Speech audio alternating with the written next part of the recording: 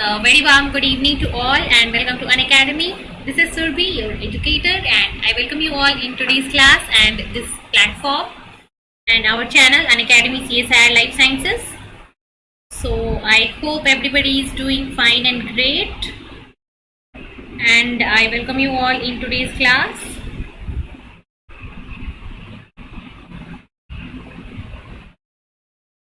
So let me first check whether I am audible and visible or not. उसके बाद session को start करेंगे.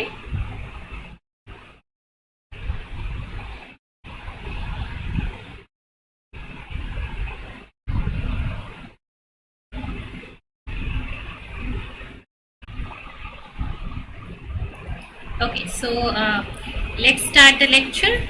And आज के लेक्चर में हम क्या बात करने वाले हैं? हम बात करने वाले हैं कॉन्फॉर्मेशन ऑफ प्रोटीन के बारे में.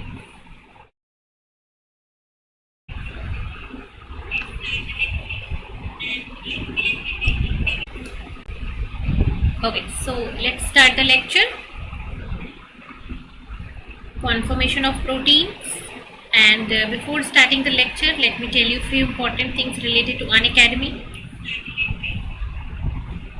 Why you should join Unacademy? Unacademy के benefits क्या हैं?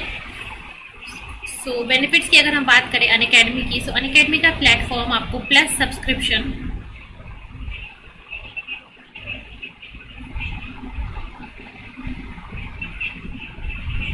तो अनअकैडमी का प्लस सब्सक्रिप्शन और आइकनिक सब्सक्रिप्शन आपको अलग अलग बेनिफिट्स देता है. जैसे कि आपको यहाँ पे प्लस सब्सक्रिप्शन के through live classes, test series, unlimited practice session and well scheduled, well structured courses मिलते हैं.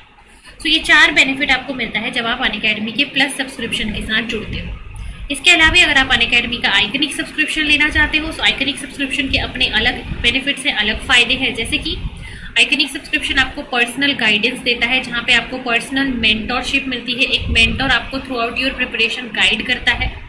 आपको यहाँ पे स्टडी प्लानर मिलता है, ठीक है, जहाँ पे आपको कस्टमाइज्ड सेशंस मिलेंगे, आपके पर्सनल सेशंस मिलेंगे, जहाँ पे आप कैसे आपको स्टडी करनी है, आपकी प्रिपरेशन कैसी चल रही है, उसका रिव्यू, ये सारी चीज़ें आपको यहाँ पे वीकली रिव्यूज़ मिलेंगी.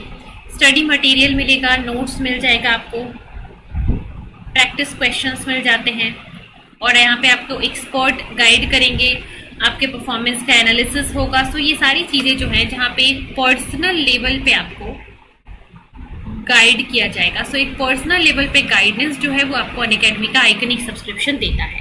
सो अनअकैडमी प्लस सब्सक्रिप्शन के ऊपर आपको क्लासेस मिलती हैं, आप क्लासेस अटेंड कर सकते हो. अगर आप अनअकैडमी आइकनिक सब्सक्रिप्शन से जुड़ते हो तो अनअकैडमी आइकनिक सब्सक्रिप्शन के अंदर आपको और भी एक्स्ट्रा बेनिफिट्स मिलती हैं, ठीक है.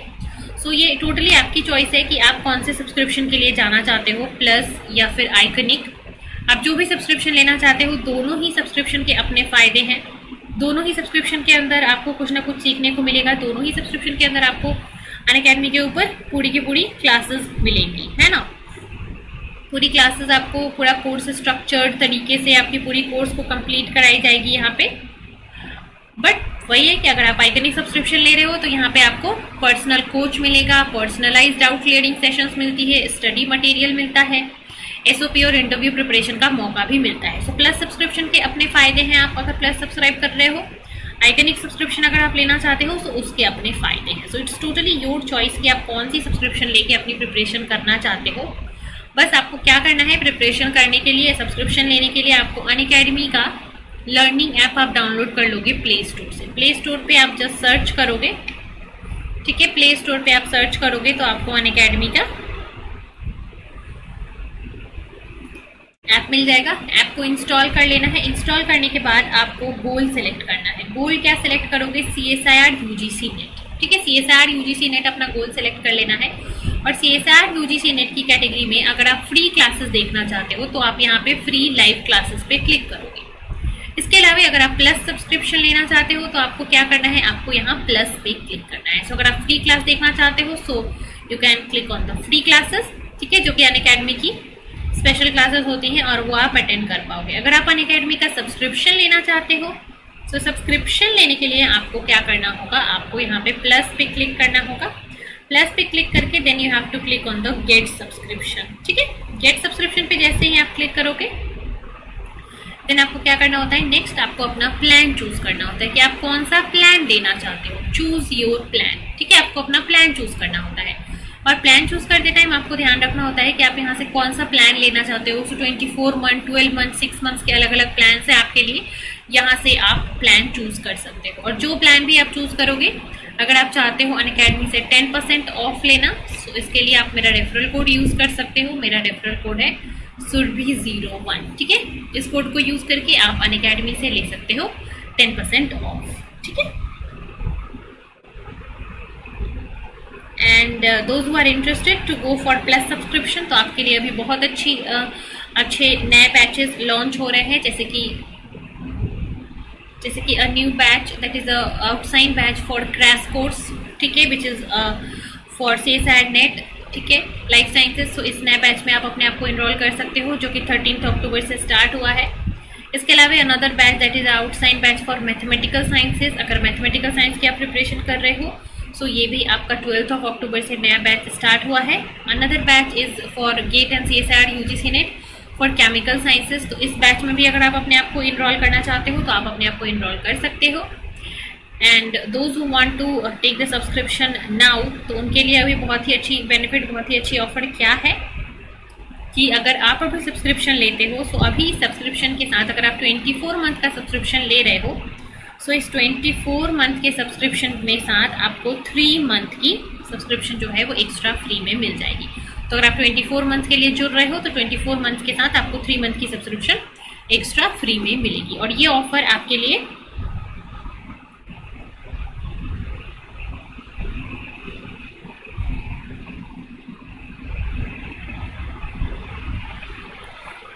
14th से लेकर 20th अक्टूबर के बीच में आपके लिए है, ठीक है। 14th अक्टूबर से लेकर 20th अक्टूबर तक ये सब्सक्रिप्शन का जो ऑफर है वो आपके लिए चल रहा है, ठीक है। अगर आप 12 मंथ का सब्सक्रिप्शन लेना चाहते हो, तो इसके लिए आपको 2 मंथ की सब्सक्रिप्शन एक्स्ट्रा फ्री में मिलेगी। और ये ऑफर जो है वो 21 से 27 अगस्त तक वैलिड है। Another offer is for 6 month का सब्सक्रिप्शन अगर आप ले रहे हो, तो उसके लिए 1 मंथ का सब्सक्रिप्शन, 24 मंथ के सब्सक्रिप्शन के साथ 3 मंथ का सब्सक्रिप्शन। ये ऑफर 25 to 31 अक्टूबर तक वैलिड है, ठीक है। So now let's start our lecture, ठीक है। हम अपना लेक्चर जो है आज का उसको स्टार्ट करते हैं। So today we are going to talk about the conformation of protein. Conformation of protein के बारे में हम आज बात करने वाले हैं। सो कॉन्फॉर्मेशन ऑफ प्रोटीन्स होते क्या है, सबसे पहले ये देखेंगे। So the spatial arrangement of atoms in a protein or any part of a protein is known as its conformation, ठीक है। अगर एक प्रोटीन है, उसका स्पेशल अरेंजमेंट आप देखो, ठीक है। अरेंजमेंट ऑफ एटम्स, एक प्रोटीन के अंदर क्या क्या एटम्स होते हैं, अमाइनो एसिड। अमाइनो एसिड के अंदर क्या क्या होता है, अमाइनो एसिड के अंदर NH2 होता है, COH होता है, R ग्रुप होता है, हाइड्रोजन होता है। तो ये सारी एटम्स अमाइनो एसिड के अंदर जैसे ऑर्गेनाइज होते हैं, उस ऑर्गेनाइज्ड स्ट्रक्चर को उस अमाइनो एसिड का, उस पेप्टाइड का कॉन्फॉर्मेशन कहते हैं। And all possible arrangements that can be achieved for a peptide without breaking any covalent bond. तो कोवेलेंट बॉन्ड को बिना ब्रेक किए हुए एक अमाइनो एसिड या एक पेप्टाइड जितने अलग अलग कॉन्फॉर्मेशंस बना सकते हैं, वो सारे उसके अलग अलग कॉन्फॉर्मेशंस और स्ट्रक्चर्स होते हैं। And out of the many conformation, there are some for a protein which is possible or which is predominant in the biological condition. So 1000 of अगर conformation possible है किसी प्रोटीन के लिए, so out of those 1000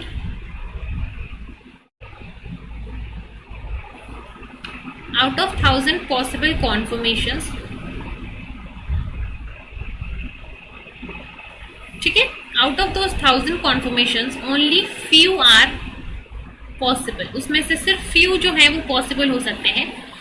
and only few are possible in the biological condition. And these conformations which exist in biological conditions, those are the one which are thermodynamically stable, ठीक है। Those are thermodynamically stable which has low गिव्स free energy. So वो conformations जिनकी गिव्स free energy, जिनकी delta G क्या होती है, लो होती है।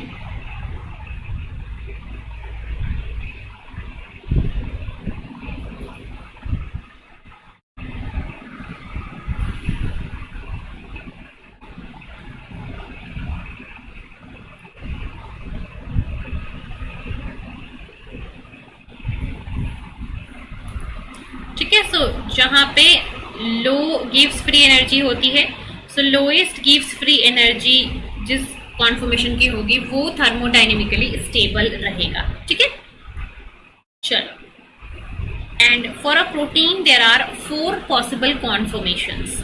ठीक है, 4 पॉसिबल कॉन्फॉर्मेशंस प्रोटीन के लिए पॉसिबल होते हैं। First, a polypeptide chain showing the defined sequences of a polypeptide chain is the primary structure। ठीक है, सो एक पॉलीपेप्टाइड चेन का लीनियर स्ट्रक्चर जहाँ पे सिर्फ और सिर्फ अमाइनो एसिड का लीनियर अरेंजमेंट होता है, कोई भी इंटरैक्शन यहाँ पे नहीं होती है, उस अरेंजमेंट को हम क्या बोलते हैं? सिंपली प्राइमरी स्ट्रक्चर कहते हैं।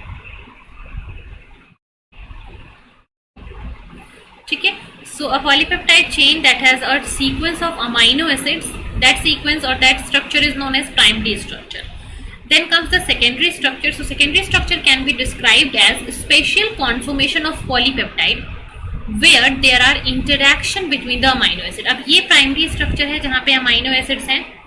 अब इस amino acid के primary structure में एक amino acid दूसरे से interact करेगा और इंटरैक्ट करने के बाद ऐसे फर्दर फोल्डिंग्स लाइक स्ट्रक्चर्स बनाएगा। तो इस टाइप के स्ट्रक्चर को, जहाँ पे फोल्डिंग्स होती हैं, उन टाइप के स्ट्रक्चर्स को हम कहते हैं secondary structure.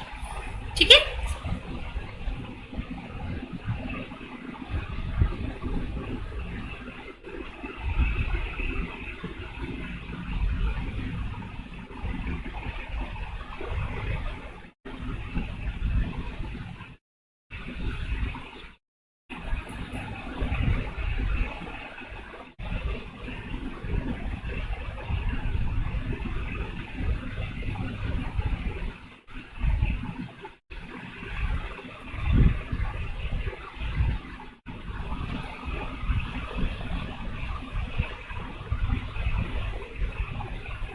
so this is about the secondary structure. Next is the tertiary structure. So tertiary structure refers to the 3-dimensional arrangement of all the amino acid which contribute to the polypeptide। ठीक है, so tertiary structure जो है वो basically क्या होता है? 3D structure का arrangement आपका प्रोटीन का बताता है। so अगर आप प्राइमरी स्ट्रक्चर की बात करो तो वहाँ पे सिर्फ लीनियर अरेंजमेंट होता है। सेकेंडरी स्ट्रक्चर की बात करो तो वहाँ पे एक अमाइनो एसिड दूसरे अमाइनो एसिड से इंटरैक्ट करता है। और टर्शियरी स्ट्रक्चर की बात करो तो 3-dimensional अरेंजमेंट में प्रोटीन इंटरैक्ट करता है। ठीक है, then when a protein has 2 or more polypeptide subunits interacting together, तो this type of structure is known as quaternary structure. So 4 conformations protein के होते हैं, primary, secondary, tertiary and quaternary. और ये 4 इनके डेफिनेशंस और इनके डिफरेंसेस होते हैं।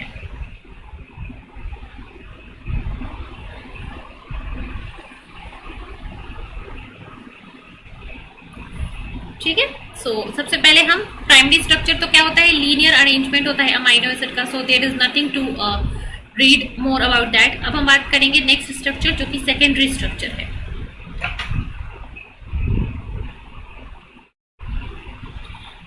So secondary structure of protein,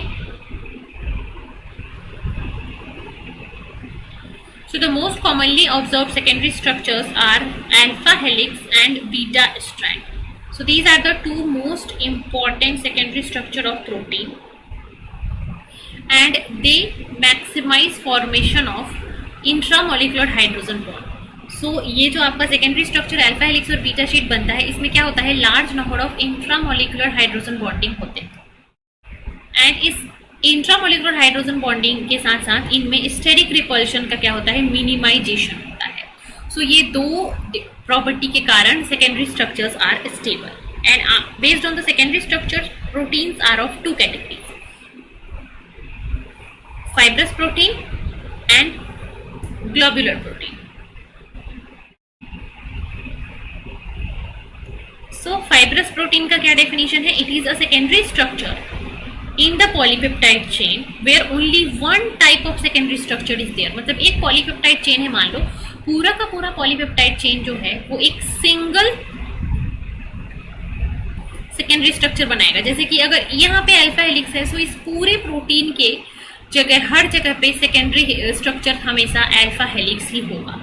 ठीक है. So a protein where only one type of secondary structure is present, that is known as fibrous protein, and the other is globular protein. So in case of globular protein, there is a combination of secondary structures, like there are alpha helix, there are beta sheets, combination of both are present. So those type of secondary structures are known as globular proteins. तो ये दो तरीके के proteins होते हैं, fibrous proteins and globular protein. Fibrous protein में सिर्फ one type of secondary structure, and globular protein में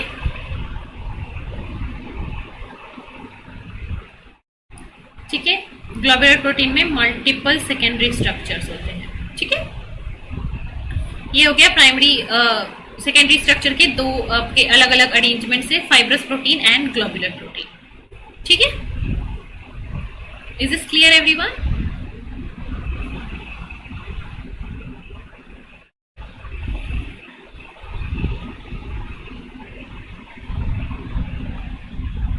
Let me know in the comment if it is clear to everyone.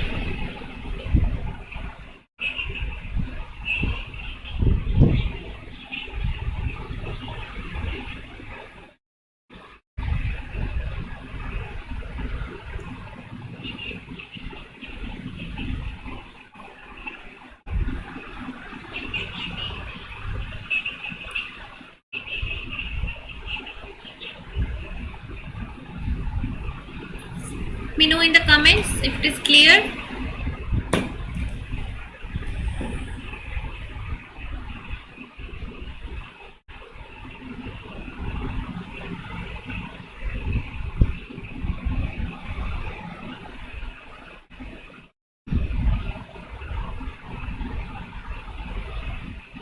Right? So let me know in the comment if it is clear fibrous protein क्या होता है और globular protein क्या होता है. ठीक है,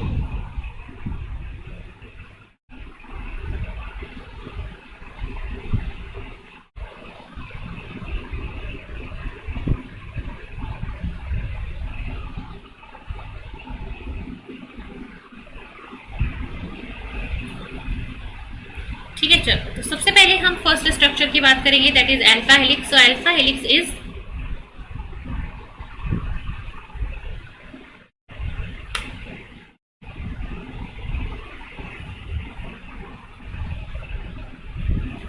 द फर्स्ट टाइप ऑफ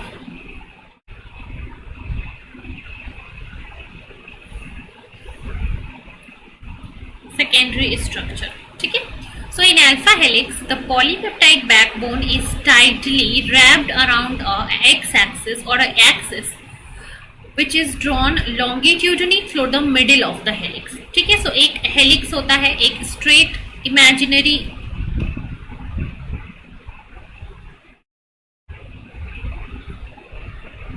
ठीक है, एक इमेजिनरी हेलिक्स होता है. इस इमेजिनरी हेलिक्स के अंदर आपके जो पॉलीपेप्टाइड चेन होते हैं वो इन अ हेलिकल वे रैप्ड होते हैं. ठीक है, so here there is a imaginary axis and along this imaginary axis through the middle of the helix the polypeptide chain is wrapped. ठीक है, and in this polypeptide chain, इस पॉलीपेप्टाइड चेन में जो R group होता है, R group are directed outwards. ठीक है, so R group of the amino acids they will extend outside from this helix.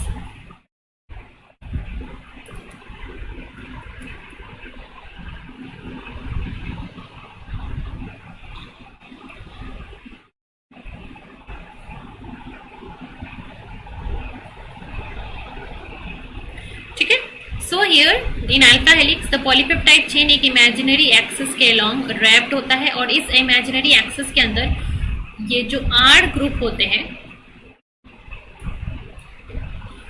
वो सारे के सारे R ग्रुप क्या होते हैं, आउटसाइड डायरेक्शन में प्रोजेक्टेड होते हैं. And in this alpha helix, this helix is coiled in a right handed manner. And in this right handed coiling एक टर्न में, अगर यहां से लेकर यहां तक एक टर्न है, each turn consist of 3.6 amino acid. ठीक है, so the helix is coiled in a right handed manner which consist of 3.6 amino acid in one turn. and here one turn corresponds to the length of 5.4 angstrom. मतलब एक turn अगर मान लो यहां से लेकर यहां तक एक टर्न हो रहा है, तो एक टर्न में टोटल 3.6 अमाइनो एसिड होते हैं और इसका जो लेंथ होगा एक टर्न का वर्टिकल लेंथ वो होता है 5.4 एंगस्ट्रॉम। 3.6 अमाइनो एसिड मिलके 5.4 एंगस्ट्रॉम का लेंथ आपका बनाते हैं। ठीक है, so one turn corresponds to 5.4 angstrom of length and the structure is stabilized basically by hydrogen bond. ठीक है, so the structure is stabilized by hydrogen bond and the hydrogen bond is between the hydrogen atom attached to the NH group of the amino group. जो amino group का NH2 होता है, इस NH2 में इस H के साथ और दो कार्बोनाइल ग्रुप में जो ऑक्सीजन होता है इसके साथ हाइड्रोजन बॉन्डिंग का फॉर्मेशन होता है।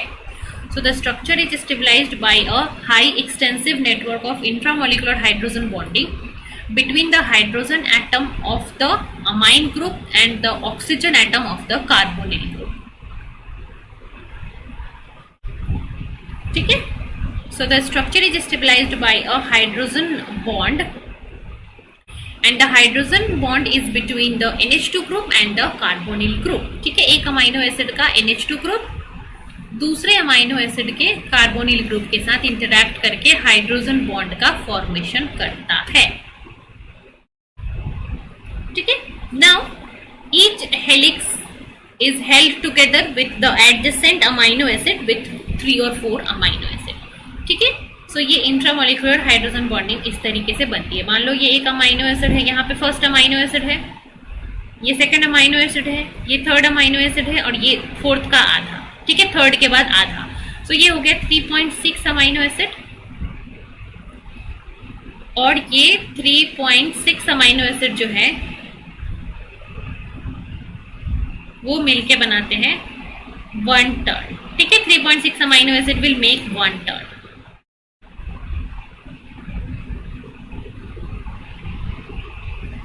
एंड इन दिस केस यहाँ पे ये हाइड्रोजन बॉन्डिंग बन रहा है। These are the extensive network of hydrogen bonding.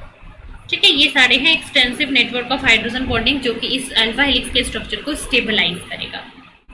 And अगर आप देखोगे तो यहाँ का ये जो कार्बोनिल ग्रुप है वो इस NH के साथ हाइड्रोजन बॉन्डिंग कर रहा है। ठीक है, सो ये होता है दो अमाइनो एसिड के बीच में interaction. So at the end of alpha helical segment, there are always 3 or 4 amide group or the amino group that will not participate in the helical hydrogen bonding. So terminal दोनों reason पे there are some NH group, जैसे कि यहाँ पे ये जो NH group है ये कहीं पार्टिसिपेट नहीं करेगा।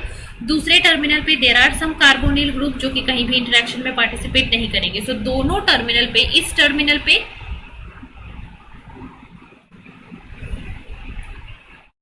और दूसरे टर्मिनल पे कहीं कार्बोनिल ग्रुप फ्री रहता है। सो एक टर्मिनल पे NH2 पॉजिटिव प्रेजेंट है, दूसरे टर्मिनल पे कार्बोनिल ग्रुप प्रेजेंट है। ठीक है, so there is one end where amide group is exposed, there is another end where carbonyl group is exposed. ठीक है, and these exposed groups will make hydrogen bonding with the surrounding solvent. So intramolecular interaction से भी protein का structure alpha helix का stabilise होता है। और इसके बाद यहाँ पे इंटरनल के साथ साथ जो एक्सटर्नल, जो पेरिफेरी पे यहाँ पे NH ग्रुप होता है वो यहाँ पे एक्सटर्नल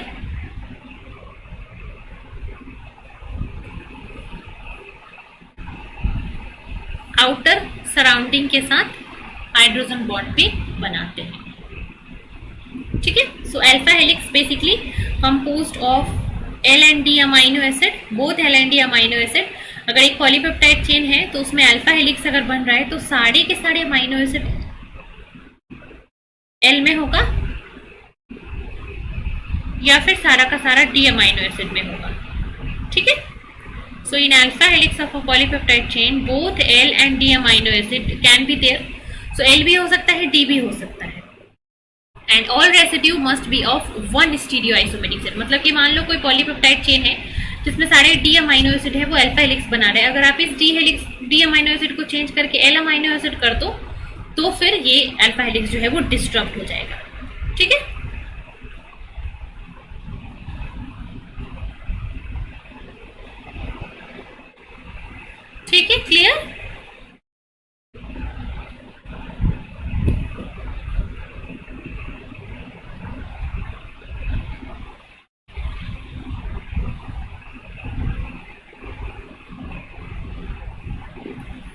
ठीक है, क्लियर?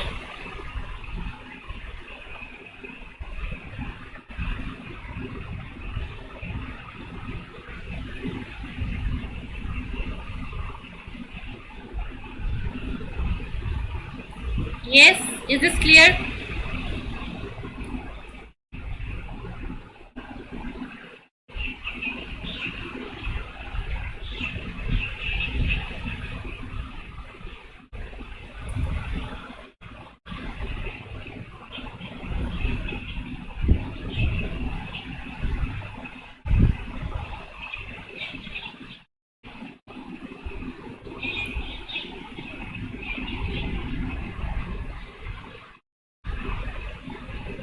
चलिए, ठीक है. So let's move ahead to the next slide.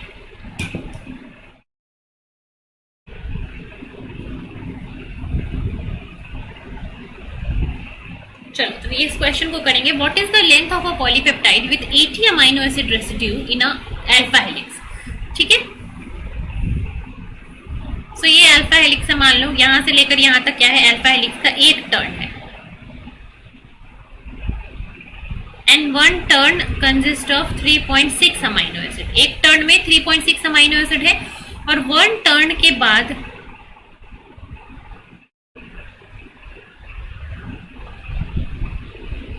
जो वन टर्न में यहाँ पे लेंथ होता है वो होता है 5.4 एंगस्ट्रॉम. ठीक है, ये लेंथ होता है 5.4 angstrom. So in this case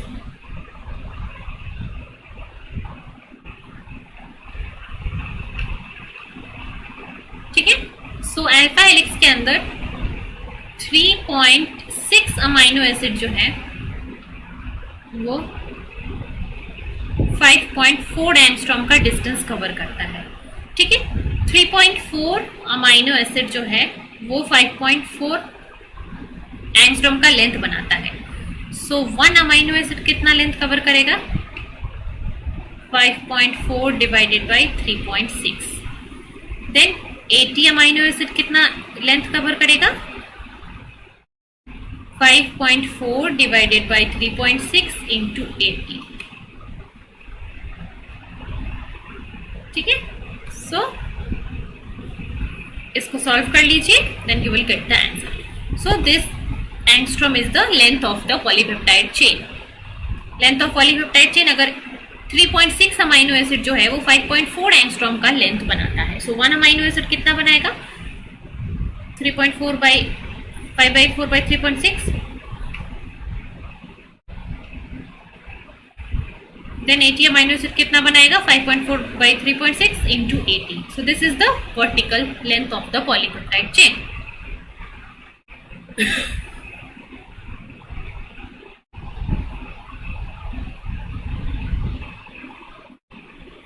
ठीक है, so I hope it is clear.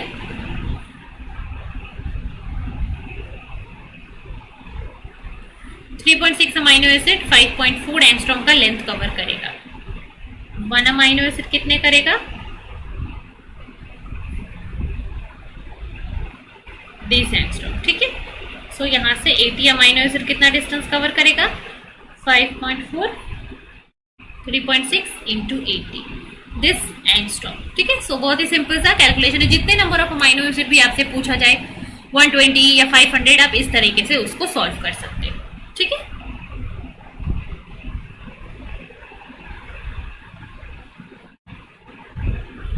ठीक है.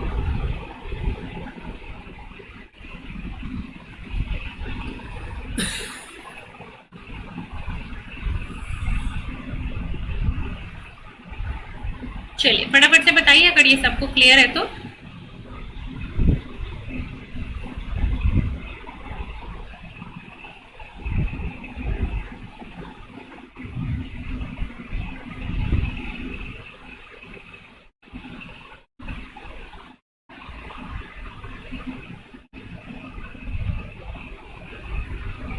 ठीक है, चलो अल्फा हेलिक्स देखने के बाद अब हम देखेंगे factors affecting the stability of alpha helix. ठीक है, so the first is electrostatic repulsion और अट्रैक्शन. ठीक है, So the repulsion or attraction between successive amino acid will affect the stability. So for example, if a polypeptide chain consists of long block of glutamic acid residue, this segment will not form alpha helix. अगर एक polypeptide chain में large number of negatively charged residue है, glycine, glutamate एक साथ, so ये will क्या करेगा, सारे negatively charged molecule एक दूसरे को repel करेंगे और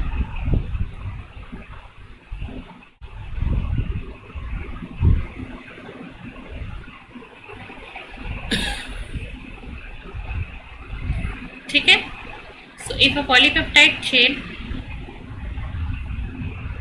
has a long block of glutamic acid, यहाँ पे अगर क्या है, ग्लूटामिक एसिड का रेसिड्यू है बहुत सारे, तो सारे के सारे ग्लूटामिक एसिड क्या करेंगे, वापस में एक दूसरे को रिपेल करेंगे और रिपल्शन के कारण स्ट्रक्चर जो है वो डीस्टेबलाइज हो जाएगा. ठीक है. The negatively charged residue of the glutamic acid will repel each other, which will destabilize the alpha helix. And the bulkiness of the R group वो भी affect करेगा, जैसे कि if large number of bulky groups are there, asparagine, threonine and cysteine, जैसे कि अगर पास पास है, और इस तीनों रेसिड्यू का R ग्रुप जो है वो क्या है, अगर R ग्रुप का साइज ज्यादा है तो एक दूसरे को क्या करेंगे, रिपेल करेंगे, और रिपेल करने के कारण this will destabilise the alpha helix. ठीक है, वो अल्फा हेलिक्स को डीस्टेबलाइज करेंगे. So first is the charge of the group. अगर एक अल्फा हेलिक्स के अंदर स्ट्रेच ऑफ अमाइनो एसिड या तो पॉजिटिवली चार्ज है या तो नेगेटिवली चार्ज है, सेम चार्ज के हैं, तो वो एक दूसरे को रिपेल करेंगे. इसके अलावे अगर R group adjacent amino acid का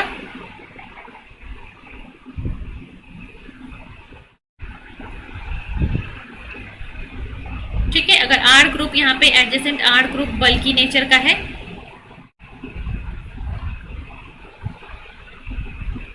और अगर ये बल्की नेचर का हुआ तो ये भी एक दूसरे को क्या करेंगे, रिपेल करेंगे. ठीक है. सो इलेक्ट्रोस्टैटिक नेचर पॉजिटिव चार्ज है या नेगेटिव चार्ज है, या फिर R ग्रुप का बल्कीनेस क्या है, वो दोनों चीजें आपके अल्फा हेलिक्स की स्टेबिलिटी को अफेक्ट करती है. ठीक है. Is this clear, these two factors?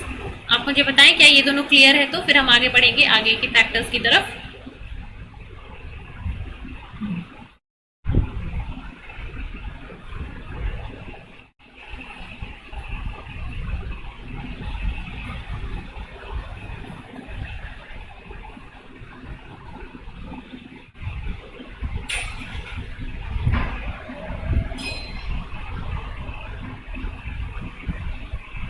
ठीक है. Clear everyone?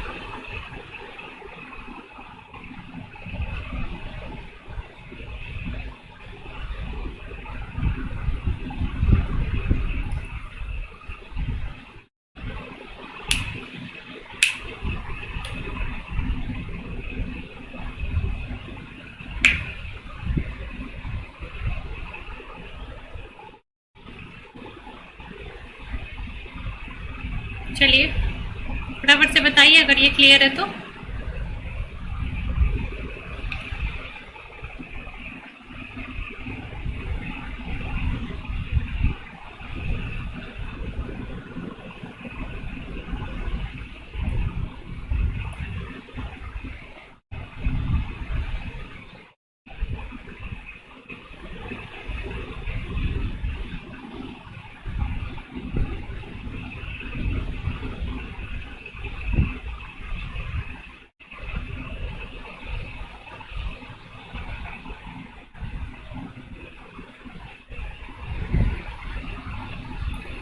ठीक है, फटाफट से मुझे बता दीजिए कमेंट के अंदर अगर ये सबको क्लियर है तो.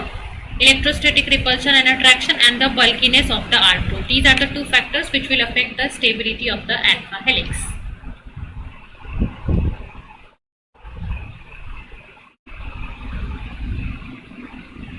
ठीक है, clear?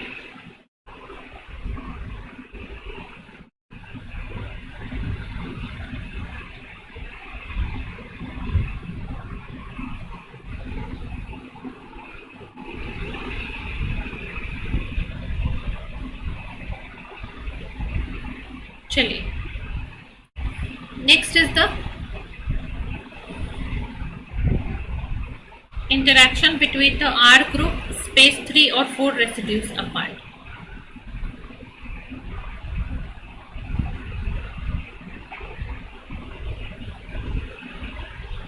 Okay, so interaction between the R group also, this will also affect the stability. So if there is a positively charged amino acid, okay, found 3 or 4 residue away from the negatively charged residue, so this will allow the formation of ion pair or electrostatic attraction. And if two aromatic residues are 3 to 4 residues apart, so they will interact with hydrophobic interaction. So these are the two forces. First, they can interact and positive and negative charge, or they can interact via hydrophobic interaction to make the structure more stable, alpha helix. Okay? Next is the presence of proline and glycine. These two will also affect the structure, okay, and they are known as helix breaker. Why? Because in case of proline, the nitrogen atom, अगर हम proline की बात करें तो proline के structure में क्या होता है specifically, ठीक है,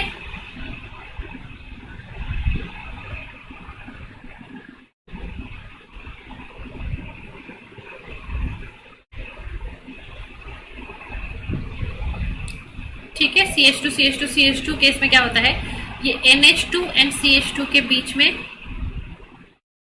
एक रिंग स्ट्रक्चर फॉर्म हो जाता है, और ये रिंग स्ट्रक्चर फॉर्म होने के बाद, ठीक है, क्या होता है, ये NH ग्रुप के साथ ये R ग्रुप जो है वो रिंग स्ट्रक्चर फॉर्म कर देता है, and due to the formation of this ring structure this proline can not form cis form. Cis configuration में ये एग्जिस्ट नहीं कर पाता है, और because of that it is a helix breaker. ठीक है, so the nitrogen atom is a part of the rigid ring which will form a ring like structure, and that's why this bond will become rigid, and this will not allow the structure to form a alpha helix because it will not be aligned in a cis configuration with all other amino acid. So one proline जो है वो helix के अंदर नहीं रह सकता है.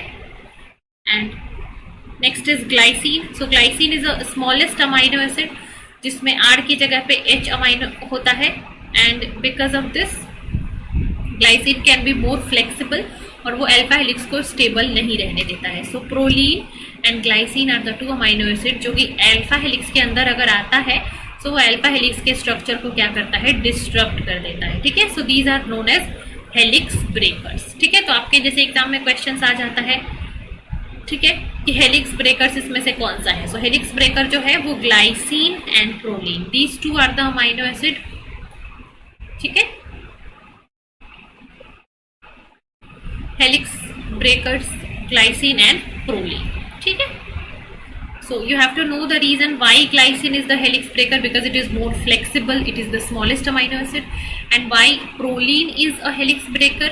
ठीक है, proline क्यों helix breaker है, क्योंकि proline के पास जो है वो एक internal ring like structure बन जाता है जिसके कारण वो cis configuration नहीं attain कर पाता, and thus can't be attained in a peptide or a alpha helix. ठीक है, so I hope these two reasons or factors affecting alpha helix is also clear to everyone.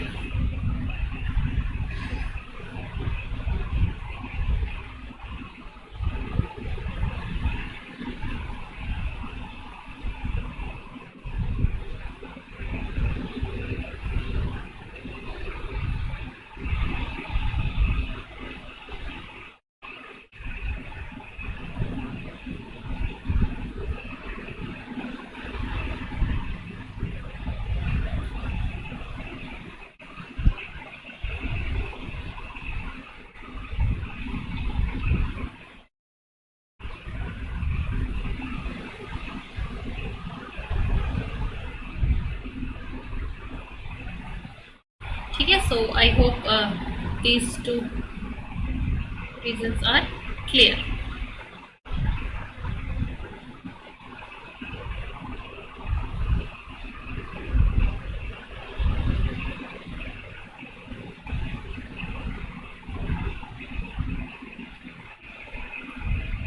So next is the beta sheet. ठीक है, alpha helix के बाद next secondary structure. ठीक है, this is the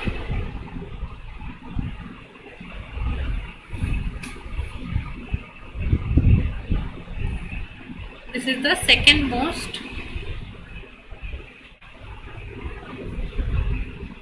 stable structure. ठीक है, this is the second most stable secondary structure, that is beta conformation. And in the beta sheet, the backbone of the polypeptide chain is extended into a zigzag manner, and the zigzag chains are arranged side by side to form a seat-like structure. So ये एक structure हो गया, ये दूसरा structure हो गया, ये तीसरा structure हो गया, और ये सारे एक दूसरे से line by line arrange होके क्या बनाते हैं, sheet-like structure बनाते हैं. ठीक है. So in the beta sheet, the polypeptide chain is extended into the zigzag direction, and the zigzag chains are arranged side by side to form a pleated sheet like structure. And in this case, ये जो alpha यहाँ पे जो align होते हैं अलग अलग chain, ये सारे चेन्स के बीच में there are hydrogen bonding. So hydrogen bond will be formed between the adjacent segment of the polypeptide chain to form a sheet like structure. And the R group of the adjacent amino acid or the R groups in these seats, they are projected outside. ठीक है, R groups यहाँ से हमेशा outside direction में project होते हैं. The R group of the amino acid will protrude outside from this zigzag structure in an alternative manner. And the beta sheet is basically designed in two arrangement, parallel and anti-parallel. ठीक है, parallel और anti parallel arrangement में ये रहता है. So the anti parallel beta sheet में क्या होता है, here the adjacent polypeptide chains will run in opposite direction. ठीक है, and hydrogen bonds are essentially in a line in these anti parallel beta sheet. ठीक है, so anti parallel beta sheet में क्या होता है, adjacent polypeptide chains are run in opposite direction. ठीक है, and hydrogen bond जो है in this case of beta sheet they are arranged in a proper line. यहाँ पे proper line में हाइड्रोजन बॉन्डिंग की अरेंजमेंट होती है. किसमें, एंटी पैरेलल बीटा शीट. अगर आप पैरेलल बीटा शीट को देखोगे तो यहाँ पे hydrogen bonding atoms are aligned, hydrogen extended in the same direction. ठीक है, so the hydrogen bonded chains यहाँ पे क्या होते हैं, सेम डायरेक्शन में अरेंज होते हैं. जैसे कि मान लो ये एक शीट का यहाँ पे अगर एन टर्मिनल है, दूसरे का सी है, तो दूसरे का भी यहाँ पे एन टर्मिनल होगा और सी टर्मिनल होगा. ठीक है, अगर एंटी पैरेलल में देखें तो यहाँ पे एन टर्मिनल है और दूसरे का ये सी टर्मिनल होगा.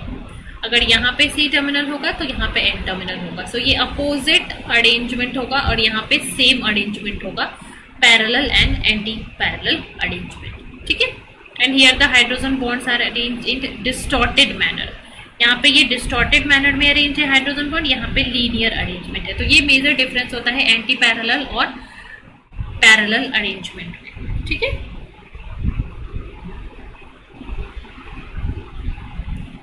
सो I hope it is clear. Yes students,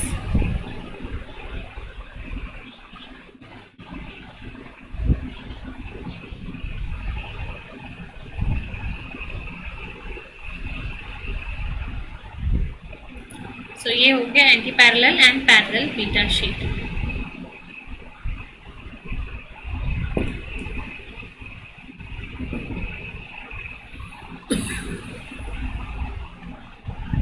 next is the turn and loop. ठीक है,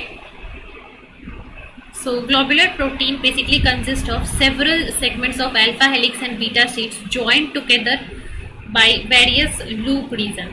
ठीक है, सो जैसे ग्लोबुलर प्रोटीन की हम बात करें तो वहाँ पे एक अल्फा हेलिक्स होता है, एक बीटा शीट होता है मान लो, फिर एक और अल्फा हेलिक्स हुआ, एक और बीटा शीट हुआ, एक और बीटा शीट हुआ. सो ये सारे के सारे alpha helix and beta sheet एक दूसरे के साथ ज्वाइन होते हैं with the help of various loop like structure. ठीक है, तो loops and turns are also the type of secondary structures. So globular proteins basically consist of several segments of alpha helix and beta strands that are joined together by various group regions, and these regions can vary in different length or they can vary in shape to fold into a specific tertiary structure. ठीक है, so multiple secondary structures एक दूसरे के साथ connect होके loops और turns के form में एक कंप्लीट 3D स्ट्रक्चर बनाते हैं. and basically these turns and loops are the interlinks, so they are rich in polar and charged amino acid. ठीक है, ठीक है, polar and charge amino acid इनके अंदर ज्यादा होता है because they are expose to the surface, so that they can form hydrogen bonding with the surrounding water और surrounding solvent के साथ ये हाइड्रोजन बॉन्डिंग को फॉर्म कर सकते हैं. ठीक है,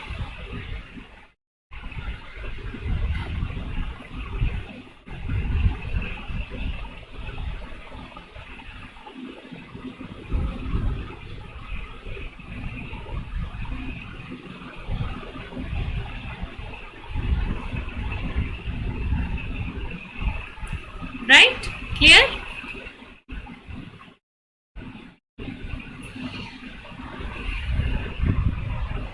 So what is the significance of these turn and loops? In turn and loop का significance क्या है, क्या जरूरत है इनकी? डिफरेंट सेकेंडरी स्ट्रक्चर्स को आपस में कनेक्ट करके एक 3D स्ट्रक्चर बनाने के लिए ये टर्न एंड लूप जरूरी है. ठीक है,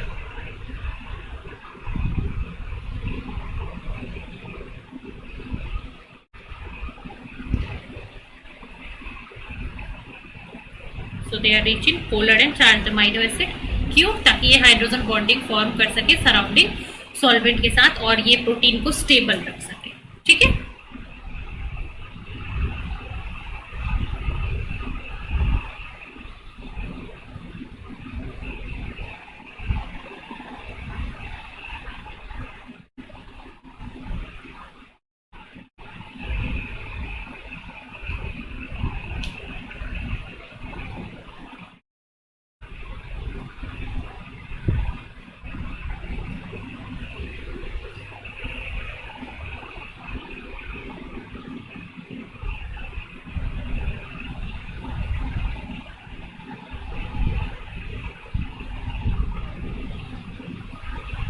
ठीक है, so they are rich in polar amino acid and loop regions are quite flexible. ठीक है, and in this loop region they have examples are beta turn. Beta turn is the first example.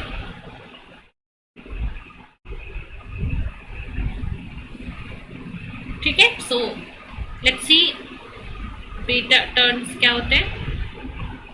Start करते हैं, beta turn देखते हैं. This is the first secondary structure जो कि क्या करता है, दो सेकेंडरी स्ट्रक्चर को कनेक्ट कर रहा है. ठीक है, सो बीटा टर्न्स क्या होता है, it connect the end of two polypeptide of a anti-parallel beta sheet, and beta turn involve 4 amino acid residue where the carbonyl group of first residue form hydrogen bond with the NH group of fourth.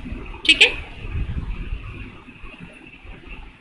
so beta turn involve 4 amino acid residues and here the carbonyl group of the first residue will make hydrogen bond with the NH group of the fourth.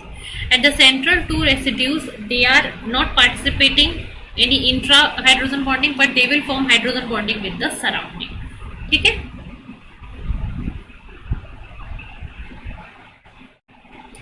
so beta turns are often found near the surface of the protein. Beta turn जो है वो usually surface of the protein पे present होता है, where the peptide group of the central amino acid can hydrogen bond with water.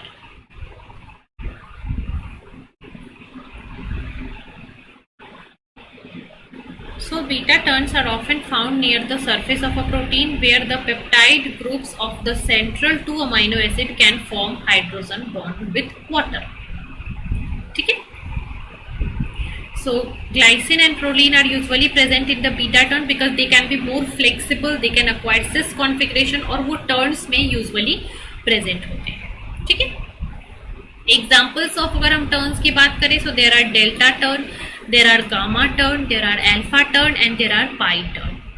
And delta turn, it is the smallest or the smallest tight turn which involves only 2 amino acid and intramolecular hydrogen bonding is there between the first NH group and the second carbonyl group. Then gamma turn has 3 amino acid residue where intramolecular hydrogen bond is there between the first and the third residue, second वाला free रहता है जो कि hydrogen bonding करता है surrounding से. Then alpha turn is there where there are 5 amino acid and here first और fifth के बीच में हाइड्रोजन बॉन्डिंग होगा और बाकी के 3 जो है वो सराउंडिंग में एक्सपोज रहेंगे.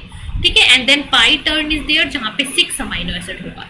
सो डेल्टा के अंदर स्मॉलेस्ट होता है, डेल्टा के अंदर सिर्फ 2 अमाइनो एसिड है, गामा के अंदर 3 अमाइनो एसिड है, अल्फा के अंदर 5 अमाइनो एसिड है और पाई के अंदर 6 अमाइनो एसिड है. ठीक है. So these are the different types of tight turns. ठीक है.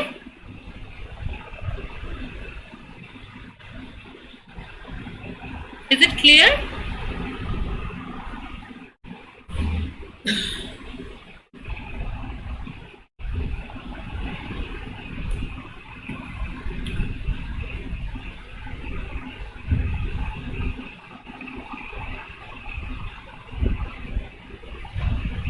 ठीक है.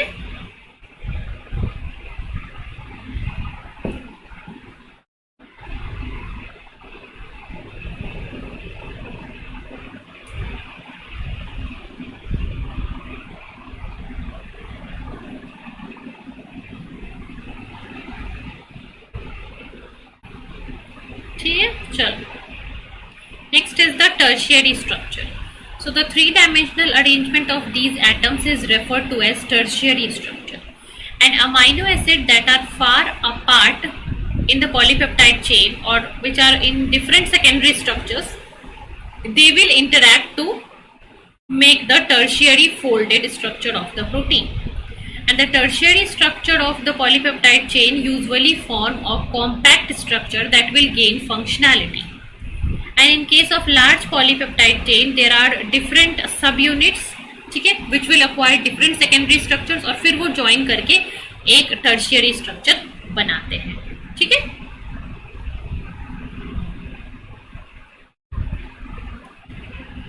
Then comes the another term that is domain or secondary motif. So domains are specific motifs or structural motifs in the present that have independent function. So एक single polypeptide chain के अंदर, ठीक है, एक सिंगल पॉलीपेप्टाइड चेन के अंदर there are different secondary motifs. ठीक है. और ये सेकेंडरी मोटिव्स क्या होता है, प्रोटीन के अलग अलग फंक्शंस प्रोटीन को यहाँ पे मिलते हैं. ठीक है.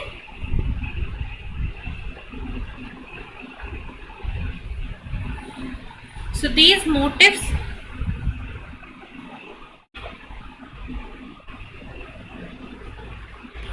are composed of few strains of alpha helix and beta sheets linked via loops and all arranged in a specific 3-dimension conformation. ठीक है.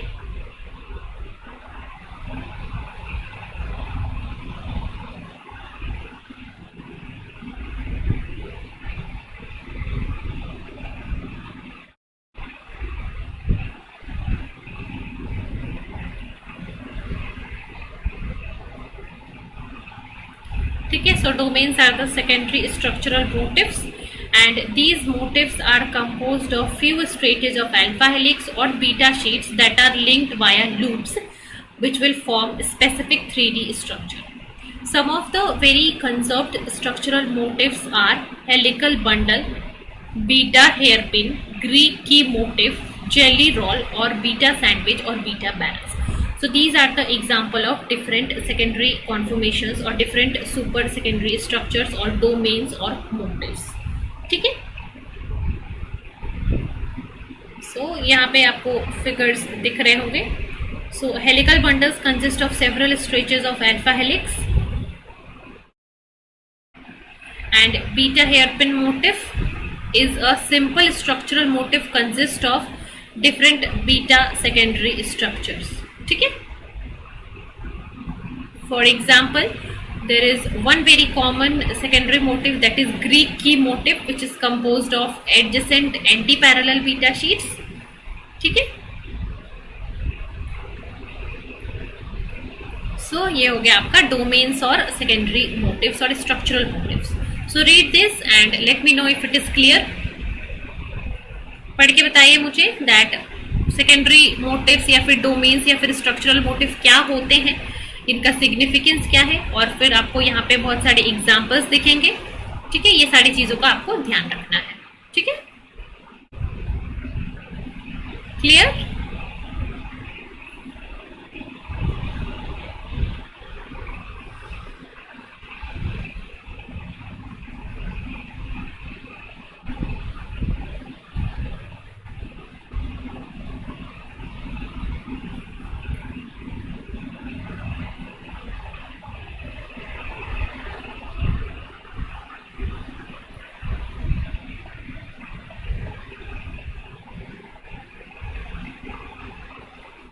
Yes, let me know in the comment if it is clear. Read करें इसको, फिर हम आगे बढ़ेंगे। Beta hairpin जो है, beta hairpin motif is a very common structural motif and it is mainly consist of beta secondary structures and it is present mainly in the enzymes जहाँ पे ligand binding, जैसे कि ये एक enzyme है और इसका जो ligand binding site होता है वो usually beta hairpin motif से बना होता है। ठीक है, then Greek key motif is also there and Greek key motif के अंदर क्या होता है, adjacent anti parallel beta sheets होते हैं। सो दो एग्जाम्पल्स मोर कॉमन हो गया, एक है बीटा हेयर पिन मोटिव, एक हो गया ग्रीक की मोटिव। ठीक है, दीज आर टू कॉमन और कॉमन एग्जाम्पल्स ऑफ डोमेन्स और स्ट्रक्चरल मोटिव्स। ठीक है, so these are the two common examples. Fine, clear?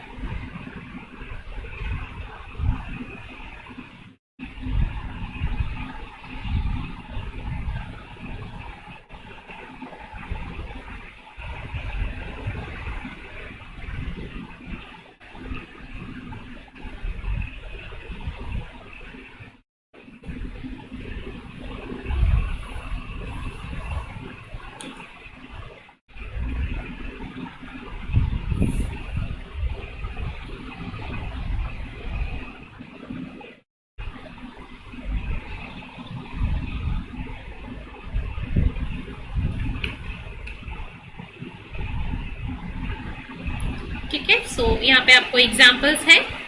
So uh jelly roll motif is also important motif. ठीक है, which is mainly present in some viral proteins like viral capsid proteins. Then beta sandwich is another secondary motif which is also very common and is present in the nucleic binding protein. ठीक है,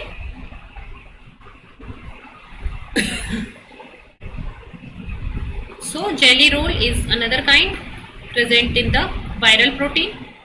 Beta sandwich motif is another one which is present in the nuclear binding protein. ठीक है, so remember these things. Jelly roll, beta sandwich का कहाँ पे role होता है, Greek की मोटिव का कहाँ पे रोल होता है, बीटा हेयर पिन मोटिव का कहाँ पे रोल होता है, ये सारी चीजें आपको यहाँ पे ध्यान रखनी है। ठीक है, चलिए, so I think conformation of protein के बारे में that's all for today and okay, last is quaternary structure.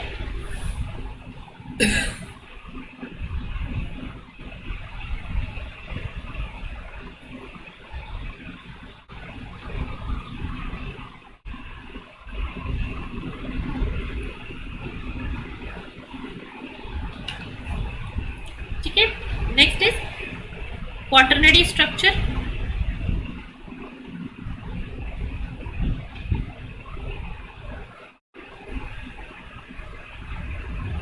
Some proteins contain 2 और मोर पॉलीपेप्टाइड चेन्स। ठीक है, किसी किसी प्रोटीन में 2 और 2 से ज्यादा पॉलीपेप्टाइड चेन्स होते हैं। ठीक है, और these polypeptide chains can be identical और दे कैन बी डिफरेंट। ठीक है, and the arrangement of these subunits in the 3D structures, और ये सारे अरेंज होके क्वाटरनरी स्ट्रक्चर बनाते हैं। ठीक है, एंड दीज डिफरेंट सब units can interact via hydrogen bonding, can interact via hydrogen bonding, can interact via disulphide bond और सॉल्ट ब्रीजेस। सो ये हो गया आपका क्वाटरनरी स्ट्रक्चर। चलिए, सो that's all for this class.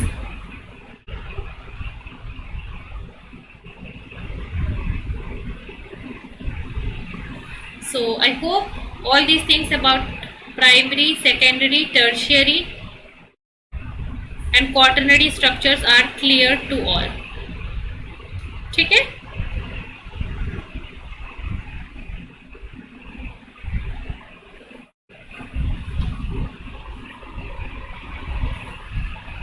चलिए